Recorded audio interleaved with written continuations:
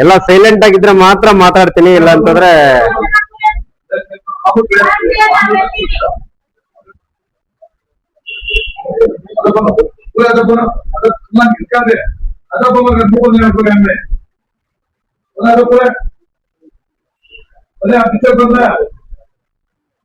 Okay. ಎಲ್ಲರಿಗೂ ನಮಸ್ಕಾರ.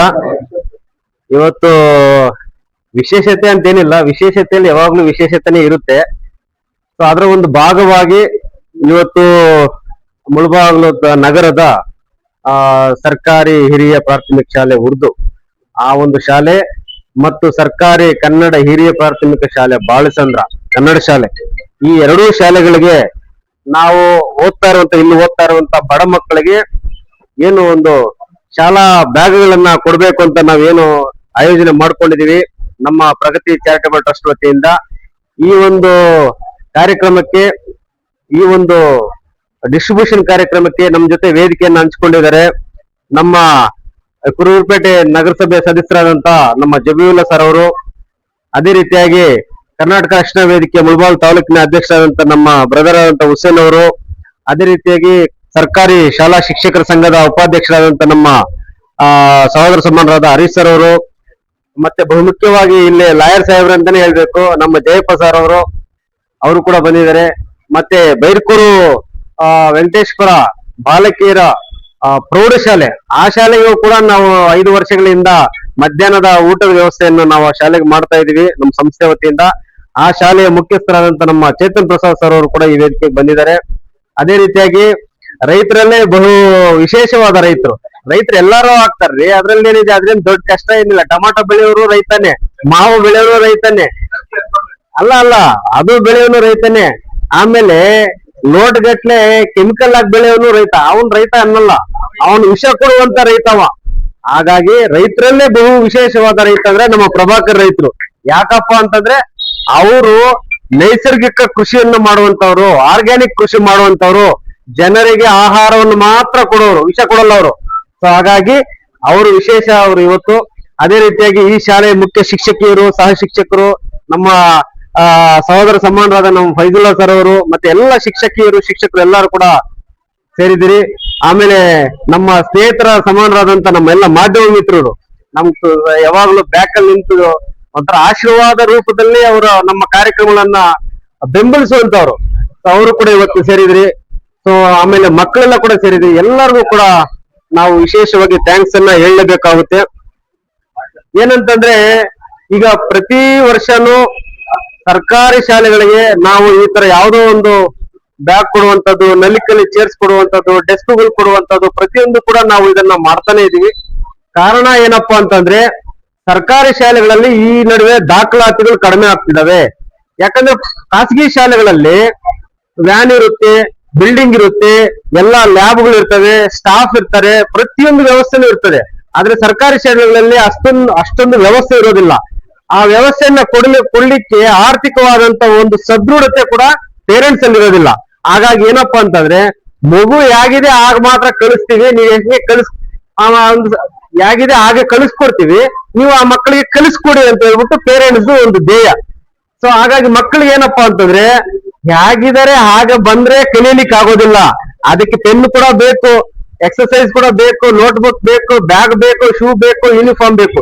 ಇವೆಲ್ಲ ಪೂರಕವಾದಂತ ಒಂದು ಸಂಪನ್ಮೂಲಗಳು ಸಿಕ್ಕಾಗ ಮಗು ಖಂಡಿತವಾಗ್ಲೂ ಒಂದು ಗುಣಮಟ್ಟದ ಶಿಕ್ಷಣವನ್ನ ಪಡ್ಕೊಳ್ಳಿಕ್ಕೆ ಅವಕಾಶಗಳಿದಾವೆ. ಅದೇ ಗುಣಮಟ್ಟದ ಶಿಕ್ಷಣ ಬೇಕು ಅಂತ ಖಾಸಗಿ ಶಾಲೆಗೆ ಹೋಗ್ತಾರೆ. ಆ ಒಂದು ಸೌಲಭ್ಯಗಳು ಖಾಸಗಿ ಶಾಲೆಯಲ್ಲಿ ಎಷ್ಟು ಸಿಗುತ್ತೋ ಸೌಲಭ್ಯಗಳು, ಅದೇ ಸೌಲಭ್ಯಗಳನ್ನ ನಾವು ಇಲ್ಲಿ ಕೊಟ್ಟಾಗ ಆ ಮಕ್ಕಳು ಗುಣಮಟ್ಟದ ಶಿಕ್ಷಣವನ್ನ ಪಡ್ಕೊಳ್ತವೆ ಅನ್ನೋ ಉದ್ದೇಶದಿಂದ ಎಲ್ಲ ಸರ್ಕಾರಿ ಶಾಲೆಗಳಿಗೆ ಸುಮಾರು 6 ಜಿಲ್ಲೆಗಳಲ್ಲಿ ನಾವು ಸರ್ಕಾರಿ ಶಾಲೆಗಳನ್ನ ಉಳಿಸ್ಬೇಕು ಅನ್ನೋದು ಸರ್ಕಾರದ ಬಿಟ್ಟಿರೋದು. ಆದ್ರೆ ಸರ್ಕಾರಿ ಶಾಲೆಗಳನ್ನ ಇನ್ನೊಂದಷ್ಟು ಜನರೇಷನ್ಗೆ ತಗೊಂಡೋಗ್ಬೇಕು, ಅದ್ರಲ್ಲಿ ಓದ್ತಾ ಇರೋದು ಮಕ್ಕಳಿಗೆ ಒಂದು ಉತ್ತಮವಾದ ಗುಣಮಟ್ಟದ ಶಿಕ್ಷಣ ಸಿಗ್ಬೇಕು ಅಂತ ಪ್ರಯತ್ನ ಪಡ್ತಾ ಇರೋರಲ್ಲಿ ನಾವು ಕೂಡ ಒಬ್ರು ಅಂತ ನಾನು ಹೇಳ್ಬಲ್ಲೆ. ಹಾಗಾಗಿ ಈಗಾಗಲೇ ನಮ್ಮ ತಾಲೂಕಲ್ಲಿ ಸುಮಾರು ಎಷ್ಟು ಸಾವಿರ ಮಕ್ಕಳಿದ್ದಾರೆ ಸರ್? 15,000 ಮಕ್ಕಳಲ್ಲಿ ಮೋರ್ ದನ್ 10,000 ಮಕ್ಕಳಿಗೆ ನಾವು ಸರ್ವ್ ಮಾಡಿದೀವಿ. 250 ಸರ್ಕಾರಿ ಶಾಲೆಗಳಿಗೆ ಜೊತೆ ಕೆಲಸ ಮಾಡ್ತಿದೀವಿ. ಮೆಲಿಕಲಿ chairs, tables, green boards, smart classes, bags, pen, notebooks ಹೇಳ್ತಾ ಹೋದ್ರೆ ಲಿಸ್ಟ್ ಮಾತ್ರ ಅದು ದೊಡ್ಡದಾಗ್ತಾನೆ ಇರುತ್ತೆ. ಪ್ರತಿ ವರ್ಷನೂ ಕೊಡ್ತಾನೆ ಇದೀವಿ. ಇದೆಲ್ಲ ಕೊಡೋ ಉದ್ದೇಶ ಏನಪ್ಪಾ ಅಂತಂದ್ರೆ, ನಾವೆಲ್ಲ ಓದೋ ಟೈಮಲ್ಲಿ ಕೂಡ ನಮ್ಗೆ ಒಳ್ಳೆ ಸೌಲಭ್ಯಗಳು ಇರ್ಲಿಲ್ಲ ಸರ್ಕಾರಿ ಶಾಲೆಯಲ್ಲಿ, ಆದ್ರೂ ಕೂಡ ನಾವು ಏನೋ ಸಣ್ಣ ಪುಟ್ಟ ಒಂದು ಲೆವೆಲ್ಗೆ ನಾವು ಬೆಳ್ಕೊಂಡಿದೀವಿ.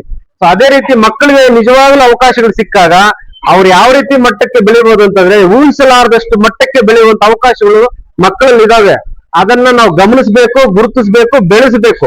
ಆಗ ಮಾತ್ರ ಸಾಧ್ಯ ಅಂತ ಅಂದ್ಕೊಂಡು ಇದನ್ನೆಲ್ಲ ಮಾಡ್ತಾ ಇದೀವಿ. ಹಾಗಾಗಿ ಇವತ್ತು ಈ ಒಂದು ಉರ್ದು ಶಾಲೆ ಮತ್ತು ಏನು ಬಾಲಚಂದ್ರ ಸರ್ಕಾರಿ ಶಾಲೆ ಎರಡೂ ಶಾಲೆಗಳಿಗೆ ಸುಮಾರು ಒಂದು 350 ಮಕ್ಕಳಿಗೆ ನಾವು ಈ ಬ್ಯಾಗ್ ಅನ್ನ ಕೊಡ್ತಾ ಇದೀವಿ. ಈ ಬ್ಯಾಗ್ ಈಗಾಗಲೇ ಉತ್ತಮ ಗುಣಮಟ್ಟದ ಒಂದು ಬ್ಯಾಗ್ ಇದು. ಯೂಸ್ ಮಾಡಿದ್ರೆ, ನೀಟಾಗಿ ಯೂಸ್ ಮಾಡಿದ್ರೆ ಒಂದು 3 ವರ್ಷ ಕೂಡ ಬರಬಹುದು ಈ ಬ್ಯಾಗ್. ಆ ತರ ಇರುವಂತ ಬ್ಯಾಗ್ ಇದು. ಎಲ್ಲ ಒಳ್ಳೇದಾಗ್ಲಿ ಮಕ್ಕಳಿಗೆ. ಇನ್ನು ಮುಂದಿನ ದಿವಸಗಳಲ್ಲಿ ಇನ್ನ ಹಲವಾರು ಮಕ್ಕಳಿಗೆ ಏನು ಅವಕಾಶಗಳು ಇಲ್ಲದೆ ಇರುವಂತ ಮಕ್ಕಳಿಗೆ ಇನ್ನೂ ಏನಾದ್ರು ಅವಕಾಶಗಳು ಬೇಕು ಅಂತ ನಮ್ಮನ್ನ ಸಂಪರ್ಕಿಸಿದಾಗ ನಾವು ಖಂಡಿತವಾಗ್ಲೂ ಸಪೋರ್ಟ್ ಮಾಡ್ತೀವಿ. ಯಾಕಂತಂದ್ರೆ ದಾನಿಗಳ ಹತ್ರ ನಾವೇನ್ ಮಾಡ್ತೀವಿ ಅಂತಂದ್ರೆ, ಸಂಕೋಚ ಬಿಟ್ಬಿಟ್ಟು ದಾನಿಗಳ ಹತ್ರ ಕೇಳ್ತೀವಿ. ಸಂಕೋಚ ಎಲ್ಲಿರೋದಿಲ್ವೋ ಅಲ್ಲಿ ದಾನ ಸಿಗುತ್ತೆ ಅಂತ ಅದೊಂದು ಬುಕ್ಗಳಲ್ಲಿ ನಾವು ಓದಿರುವಂತದ್ದು. ಸಂಕೋಚ ಪಟ್ಕೊಟ್ರೆ ಏನು ಸಿಗಲ್ಲ. ನಮ್ಮ ಹತ್ರ ಕೇಳ್ಬೇಕಂದ್ರೂ ಕೂಡ ಯಾವುದೇ ಟೀಚರು ಅದೊಂದು ಶಿಸ್ತಾಗಿ ಸಂಕೋಚ ಪಡದೆ ಕೇಳ್ಬೇಕು. ನಾವು ಕೂಡ ನಮ್ಗೆ ಯಾರೋ ಸಪೋರ್ಟ್ ಮಾಡೋರ ಹತ್ರ ಸಂಕೋಚ ಪಡದೆ ನಾವು ಕೇಳ್ತೀವಿ. ಸೊ ಹಾಗಾಗಿ ನಾವೆಲ್ಲ ಕೂಡ ಒಂದು ಬ್ರಿಡ್ಜ್ ಆಗಿ ಒಂದು ಕೆಲಸ ಮಾಡುವಂತವ್ರು. ಯಾರೋ ದಾನಿಗಳಲ್ಲೆಲ್ಲ ಯಾರೋ ಇರ್ತಾರೆ, ಇಲ್ಲಿ ಯಾರಿಗೋ ಒಬ್ರಿಗೆ ಅವಶ್ಯಕತೆ ಇರುತ್ತೆ. ಅದನ್ನ ಕನೆಕ್ಟ್ ಮಾಡುವಂತ ನಿಟ್ಟಿನಲ್ಲಿ ಒಂದು ಬ್ರಿಡ್ಜ್ ಆಗಿ ಕೆಲಸ ಮಾಡುವಂತದ್ದೇ NGOಗಳು, ಸಾಮಾಜಿಕ ಕ್ಷೇತ್ರ ಅದೇ ತರ ಕೆಲಸ ಮಾಡುತ್ತೆ ಅಂತ ಹೇಳ್ತೀನಿ. ಹಾಗಾಗಿ ಇನ್ನು ಮುಂದಿನ ದಿವಸಗಳಲ್ಲಿ ಮಕ್ಕಳಿಗೆ ಏನ್ ಬೇಕು ಅದೆಲ್ಲ ಕೂಡ ಅವಕಾಶಗಳನ್ನ ನಾನು ತಲುಪಿಸ್ಕೊಡ್ತೀನಿ ಅಂತ ಹೇಳ್ತಾ ಮಾತಾಡಿದ್ರೆ ಇನ್ನೂ ಸುಮಾರು ಮಾತಾಡ್ಬೋದು. ಅಲ್ಲ, ಅದು ಆದಷ್ಟು ಬೇಗ ನಿಮ್ಮ ನೀಡ್ ಅನಾಲಿಸಿಸ್ ಅನ್ನ ಮಾಡ್ಬೇಕಾಗುತ್ತೆ. ಯಾವ್ದು ನೀಡ್ ಇದೆ ಅಂತ ವಾಂಟ್ಸ್ ಅನ್ನ ನಾವು ಬಿಡ್ಬೇಕಾಗುತ್ತೆ. ಆಲ್ರೆಡಿ ಗೇಮ್ಸ್ ಕೂಡ ನಿಮ್ಮ ಶಾಲೆಗೆ ಸಪೋರ್ಟ್ ಮಾಡಿದೀವಿ. ಇಂಡೋರ್ ಗೇಮ್ಗೆ ನೀವು ಗುರ್ತಿಸ್ಬೇಕು. ಮಾತಲ್ಲಿ ಹೇಳಿದ್ರೆ ಆಗಲ್ಲ, ಅದಕ್ಕೊಂದು ಸ್ಟ್ರಾಟಜಿ ಮುಖಾಂತರ ನೀವು ಹೇಳ್ಬೇದ್ರೆ ಅನುಕೂಲ ಆಗುತ್ತೆ. ಸೊ ಎಲ್ಲರಿಗೂ ಒಳ್ಳೇದಾಗ್ಲಿ ಅಂತ ಹೇಳ್ತಾ ಈ ಒಂದು 2 ಮಾತನ್ನ ಮಾತಾಡಲು ಅವಕಾಶ ಕೊಟ್ಟದ್ದು ಎಲ್ಲರಿಗೂ ವಂದಿಸಿ, ವೇದಿಕೆ ಮೇಲೆ ಎಲ್ಲರೂ ಬಂದಿದ್ದಾರೆ ಅವರಿಗೆ ಮತ್ತೊಮ್ಮೆ ನಾನು ವಂದಿಸಿ ನನ್ನ 2 ಮಾತನ್ನು ಮುಗಿಸ್ತಾ ಇದ್ದೀನಿ. ಜೈ ಹಿಂದ್, ಜೈ ಕರ್ನಾಟಕ. ಎಲ್ಲರೂ ಆಸೆ ಪೂರ್ತಿ ಆಗುತ್ತಾ? ನಮ್ಮ ಮಕ್ಕಳು ಉರ್ದು ಮಕ್ಕಳು ನಮ್ಮ ಉರ್ದು ಶಾಲೆ ಬಗ್ಗೆ ಮಾತಾಡ್ತೀನಿ ಸಾರ್.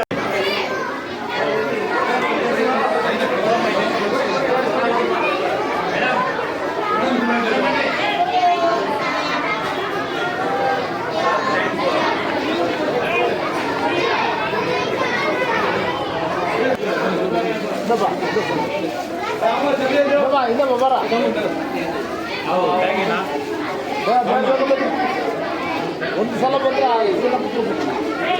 ಫಾಸ್ಟ್